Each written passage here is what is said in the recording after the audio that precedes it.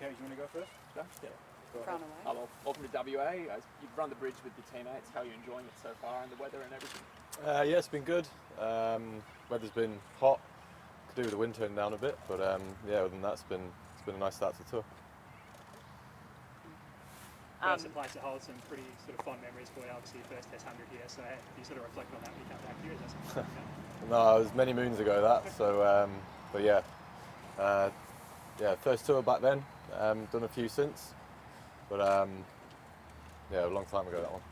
Yeah, playing Australia as well, obviously, you've had some pretty special performances against them over the years. So again, is that something you sort of reflect on when you come out here?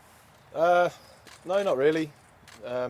Look, every time we come up against Australia, it's always tough. They're a phenomenal team, especially in their home. So we know, the next couple of 2.5 months is going to be tough for us.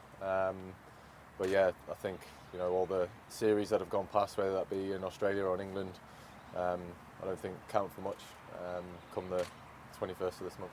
The hype and the build-up around the Ashes seems to get bigger every time they come around. Is this the biggest build-up you've been a part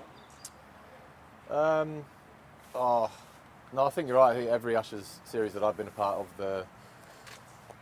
the start of all the war of words between the two nations, that sort of starts about 2 months out from the first test. So I don't think it's been any different. I think the build-up's always, hyped up and always gets quite spicy the closer we seem to get to the first game. From a war of words perspective, it feels like players on both sides have actually been a bit quieter maybe in the lead up to this test and pretty polite, pretty complimentary of either side. Has that been a conscious shift?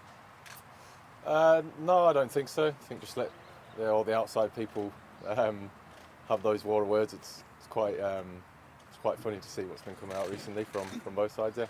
Yeah, and interestingly, it seems like former players from both sides have been sort of cannibalising their own teams or making criticisms.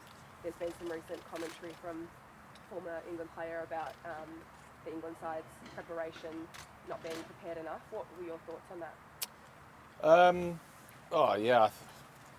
I don't really know what we're supposed to do, to be honest. With preparation, it's like we've been preparing for this for a long time. There's obviously state cricket going on at the moment. I know a couple of the Australian boys are playing. Time has obviously got to be taken into consideration as well. We had, some of our squad members out here recently playing a series in New Zealand.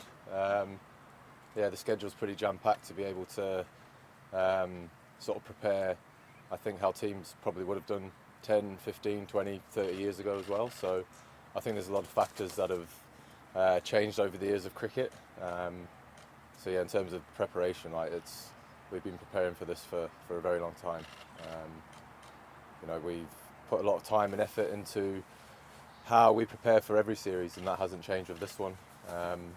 So come the 21st of this month, we know that we would have put everything in possible that we could have done to be in the right place to go out there and hopefully start the tour off how we want.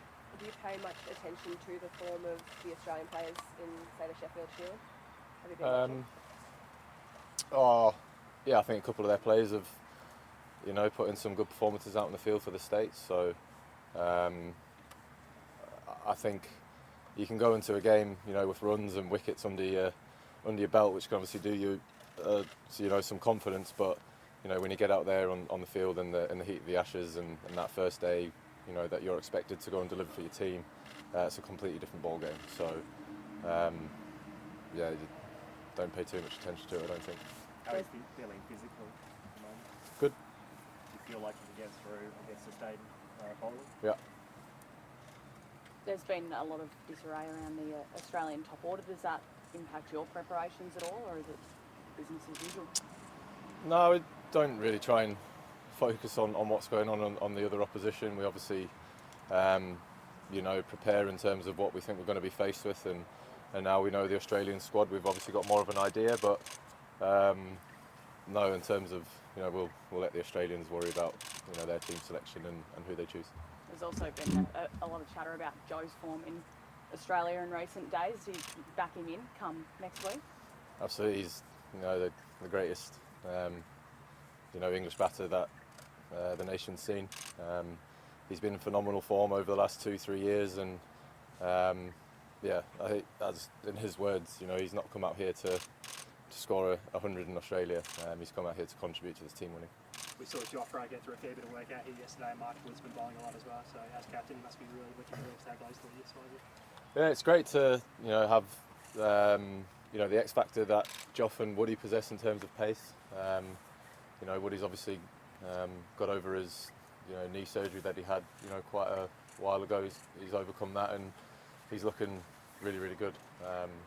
And yeah, Joffre's been out in the park for 2.5 years now. So yeah, it's great seeing those two flying in and sending some fast balls down at our guys as well. Whether or not they can get through the 5-test series probably remains to be seen. Would you like to see them both playing third together, or do you think you have to work out? It'd be exciting, wouldn't it? But look, it's 9 days until that first test match starts, so that's a lot of time for stuff to fall into place or for something to happen. So, but yeah, look, at the moment, from a fast bowling point of view, the guys that we've picked are all in a really, really good place. Marcus Trescothick said yesterday he expects the conditions out here with the pace and the bounce were suited the way you guys are. I'm sure you agree with that? Oh, so I think it's going to be challenging. You look at how test matches have gone over recent times here. It's there's been a lot on the wickets for the bowlers. It's been hard work for the batters, but yeah, it's going to be fun, be enjoyable. Different tests. Who knows what we're going to be faced with in the 5 tests. It might be completely different to how it has played. We don't know. So, whatever we get faced with, we'll have to identify the situation and identify the conditions and, adapt accordingly to whatever's in front of us. Mark said the other day that that the England side was sort of trying to match the Australians in terms of bringing over that big pace bowling team. What's the plan for one-upping them, like getting to the next level? So, because if you're both just bringing, elite pace bowling sides, what's the added advantage that England's hoping to get on top of that? Well, I think both sides have got, very, very strong bowling attack. It's not all just about pace. It's very nice knowing that you've got a bowling attack, that are all, bowl 85 mile an hour and a couple guys who can, get into the low to mid-90s as well. But it's not just all about pace, it's about the skill, and we're fortunate enough that we've got a battery of fast bowlers who not only bowl with good pace but are also extremely skillful in any conditions. So you can have pace, but if you're spraying it everywhere, that's not too much use. So yeah, we're thankful and we feel that we've picked a really, really good strong bowling group that have complementary skills that can support each other, and yeah, it's going to be a tough 5 games. So it's nice having a good battery of fast bowlers to be able to choose from. And you've got a number of young players, more than the Aussies. Quite a few of them it's their first time playing a test in Australia. Do you coach them or talk to them about the mental side of things, including the media, maybe staying off social media and that sort of thing? Yeah, I think there's maybe 4 or 5 of us who have experienced a Ashes tour in Australia, and it's up to us really just to sort of, explain to them and sort of let them know what to expect. From my personal experience, I feel that coming to Australia in an Ashes, it's a lot different to anything else that you will play in. There's a lot more that goes on away from the cricket itself, and it's just making everyone aware that that's the case, but making sure that it's nothing to be afraid of, nothing to be scared of, and don't shy away from the opportunity that's in front of us.